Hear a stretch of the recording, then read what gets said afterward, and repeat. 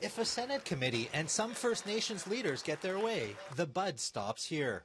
People are going to have to come to grips with the fact that governments need to work with us. Some chiefs here at the Assembly of First Nations gathering in Gatineau, Quebec, want the government to delay passing its marijuana legislation. Yesterday, the Senate Committee on Aboriginal Peoples agreed and recommended the feds delay implementation for a year. Ontario Regional Chief Isidore Day says there are still many unanswered questions. How do we enforce outside legislation? How do we, educate, and how do we decide where community laws apply and where to work with other governments? Chiefs here put forward a motion calling on more consultation and to ensure First Nations jurisdiction supersedes provincial. Liberal frontman Bill Blair took questions from chiefs.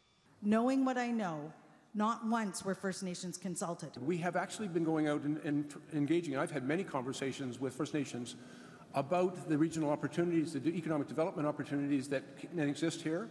But Chief Day is more concerned about enforcement and the social consequences that come along with the legislation. Our chiefs and councils still need to govern, and this is a major governance issue. The Liberals have already had their legislation delayed by the Senate and are determined to see it pass. Blair says First Nations issues are being dealt with. We are very much engaged with communities around the funding requirements in education, in health services, in enforcement, and that's part of the ongoing discussion. The proposed delay would first have to be approved by another Senate committee before being voted on by the Senate as a whole. That vote is expected on or before June 7th. In Ottawa, Nigel Newlove, City News.